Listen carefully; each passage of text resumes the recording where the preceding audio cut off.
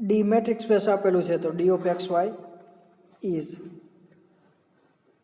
શું થાય greater than equal to 0, D of x Z પર greater than equal to 0, D of Z Y પર greater than equal to 0, કેમ કે D of x Y greater than equal to 0 બધા x Y માટે થાય તો અહીં ગમે તે લઈ તો એ પણ ગ્રેટર ધેન ઇક્વલ ટુ 0 થશે. એટલે એનો યુઝ કરી તો 1 plus D of x Z plus D of Z Y greater than equal to 1 plus D of x Z એ થાય, કેમ કે D of x Z is less than equal to D of x Z plus D of Z Y. આ થાય, બંને બાજુ +1 add કરવું એટલે આવી જાય. હવે રેસિપ્રોકલ લઈ તો ઇનઇક્વાલિટી ચેન્જ થાય, ગ્રેટર ધેન ઇક્વલ ટુ શું થાય less than or equal to, અને ડી ઓફ એક્સ ઝેડ બંને બાજુ મલ્ટીપ્લાય કરું, કેમ કે D of x z greater than equal to 0 છે તો મલ્ટીપ્લાય કરી તો ઇનઇક્વાલિટી ચેન્જ થશે નહીં. તો આના બરાબર શું લખાય d of x Z divide by 1 plus x z, એના બરાબર લખાય D1 એક્સ ઝેડ. હવે શું બતાવવાનું રહ્યું ડી ઓફ ઝેડ વાય, એટલે કે આ બતાવ્યું શું બતાવ્યું D of x Z divide by 1 plus x Z plus D of Z Y એ લેસ ધેન ઇક્વલ ટુ બતાવ્યું D1 એક્સ ઝેડ. તો સિમિલરલી આ બતાવી શકીએ D of Z Y divide by D of x Z plus D of Z Y is less than equal to D1 of Z Y. એટલે કે જે અહીંયા term હતી એ less than equal to D1 થયું. હવે ઇક્વેશન 1 અને 2 ને એડ કરી, એટલે ડાબી બાજુ એડ કરી તો નીચેની છેદમાં સરખું જ છે તો એલસીએમ એ જ આવે. તો અને અંશની ટર્મમાં સરવાળો થશે અને આમાં જમણી બાજુ D1 x Z plus D1 z y થશે. એ જ રીતે આનો યુઝ કરી d of x Y is less than equal to d x Z plus d z y, કેમ કે ડી મેટ્રિક્સ સ્પેસ આપેલું છે, ડી ઇઝ મેટ્રિક્સ સ્પેસ એવું આપેલું છે. તેમાં રેસિપ્રોકલ લઈ તો ઇનઇક્વાલિટી ચેન્જ થાય, બંને બાજુ 1 પ્લસ એડ કરી તો પણ સેમ જ રહીએ. હવે એલસીએમ લઈ તો શું મળશે આ મળે, બંને બાજુ એલસીએમ લઈ તો વળી પાછું રેસિપ્રોકલ લઈ એટલે વળી ઇનઇક્વાલિટી ચેન્જ થાય, આ મળે. એ જ રીતે આને શું કહેવાય D1 આમાં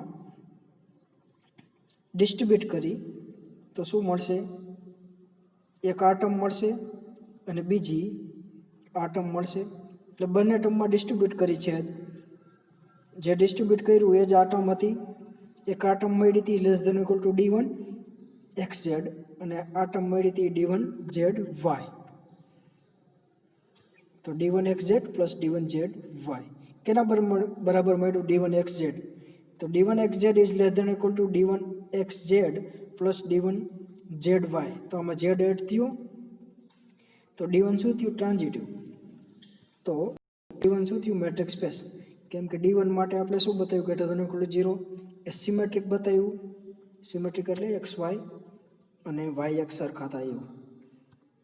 D of x Y 0 D1 x Y 0 હોય તો x is equal to y બતાવ્યું અને લાસ્ટમાં ટ્રાન્ઝિટિવ બતાવ્યું.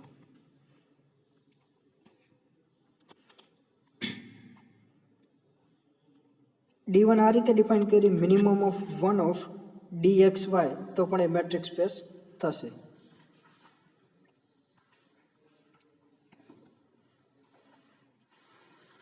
એટલે મેટ્રિક્સ સ્પેસના તમને ગમે તે એક્ઝામ્પલ આવે તો શું પ્રૂવ કરવાનું, ડી ઓફ એક્સ વાય એટલે જેવું ફંક્શન આપેલું હોય એમાં ગ્રેટર ધેન ઇક્વલ ટુ 0 થવું જોઈએ. ડી ઓફ એક્સ વાય બધા એલિમેન્ટ માટે ડી ઓફ વાય એક્સ બરાબર થવા જોઈએ. ડી ઓફ એક્સ વાય જો 0 લઈ તો એ X is equal to Y થવું જોઈએ અને X is equal to Y લઈ તો એ ડી ઓફ એક્સ વાય 0 થવા જોઈએ. અને લાસ્ટ કન્ડિશન કઈ D of x Y is less than equal to d of xz plus d of zy. આ બધા xyz માટે સાચું થવું જોઈએ. તો આટલી કન્ડિશન સેટિસ્ફાઈ થાય તો d is મેટ્રિક્સ સ્પેસ થશે.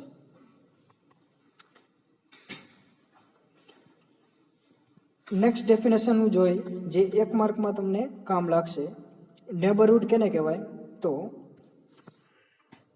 XT મેટ્રિક્સ સ્પેસ હોવું જોઈએ અને એમાંથી કોઈ એક એલિમેન્ટ લઈ એમાંથી for any delta positive the set x belongs to x d of x એ less than delta is called neighbourhood delta. એટલે કે ડિસ્ટન્સ એથી એક્સનું જો લેસ દેન ડેલ્ટા હોય તો ડેલ્ટા નેબરહુડ ઓફ એ એમ કહેવાય. એટલે એનું નેબરહુડ ડેલ્ટા છે એમ કહેવાય અને એને દર્શાવાય એન એ ડેલ્ટા વડે. કેપિટલ એન એ ડેલ્ટા જે કઈ રીતે ડિફાઇન થાય X belongs to X such that એક્સથી એનું અંતર લેસ દેન ડેલ્ટા થવું જોઈએ. તેની પ્રોપર્ટી શું થાય એ નેબરહુડ હંમેશા એક્સમાં જ આવે અને એ એલિમેન્ટ હંમેશા નેબરહુડ હશે. એટલે નેબરહુડને આ રીતે પણ જોઈ શકો. અહીંયા એ છે મિડ પોઈન્ટ એનું સેન્ટર અને રેડિયસ ડેલ્ટા. એટલે આવા બધા એક્સ કોઈ પણ હશે આની અંદરનો. એટલે એક્સથી એટલે આની અંદર કોઈ એક્સ લ્યો એક્સથી એનું અંતર કેટલું હશે લેસ દેન ડેલ્ટા. ડેલ્ટા કરતાં હંમેશા નાનું જ હશે. સ્ટ્રિક્ટલી લેસ દેન એટલે બાઉન્ડ્રી કન્સિડર ન થાય. બાઉન્ડ્રી કન્સિડર ન થાય. Greater than or equal to હોત તો કન્સિડર થાત. એટલે એ એલિમેન્ટ હંમેશા નેબરહુડમાં હશે. જો એક્સ એલિમેન્ટ નેબરહુડમાં હોય એક્સ જો નેબરહુડમાં હોય અને ડેલ્ટા તો ડિસ્ટન્સ બિટવીન એક્સ અને એ શું થાય લેસ દેન ડેલ્ટા. કેમ કે એક્સ કોઈ અંદરનો એલિમેન્ટ લઈ તેનું ડિસ્ટન્સ શું થાય less than delta. Next definition interior point અથવા અંતર્ગત બિંદુ પણ કહેવાય. Let X be a metric space અને કોઈ એક સેટ લઈ એક્સનો E subset X for any A belongs to X there is a neighbourhood. એટલે કે એવું કોઈ નેબરહુડ મળે એને ડેલ્ટા સચ ધેટ એ નેબરહુડ ઈની અંદર આવવું જોઈએ. તો ઈની કહેવાય ઇન્ટિરિયર પોઈન્ટ ઓફ સેટ ઈ. ફરીથી રિપીટ કરું.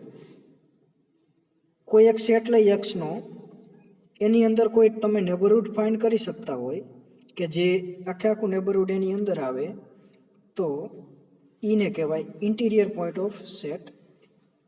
એટલે કે આ એને કહેવાય interior point of set E. The set of interior point એ કેના વડે દર્શાવાય ઈ ડોટ અથવા ઇન્ટિરિયર ઓફ ઈ. આને ઇન્ટિરિયર ઓફ ઈ પણ વચાય. ઈ ઉપર મીંડું એટલે ઇન્ટિરિયર ઓફ ઈ અથવા એને આ રીતે પણ દર્શાવાય આઈએનટી ઓફ ઈ. એ ડિફાઇન અથવા એને આ રીતે પણ લખી શકાય E interior is equal to interior of E is equal to all those A. એટલે ઈના ઇન્ટિરિયર પોઈન્ટ ફાઇન્ડ કરવા હોય તો કઈ રીતે કહેવાય એવા બધા A such that A is interior point of set E. હવે ઓપન સેટ કેને કહેવાય મેટ્રિક્સ સ્પેસનો.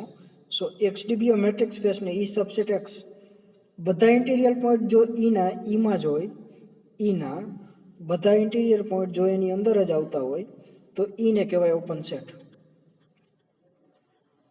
એટલે all interior point of E are in E then E is called open set. Next is limit point અથવા લક્ષ બિંદુ. X D be a metric સ્પેસને E subset x એટલે કે કોઈ સેટ લ્યો એક્સનો so there exist one point of set E એક્સએફ એ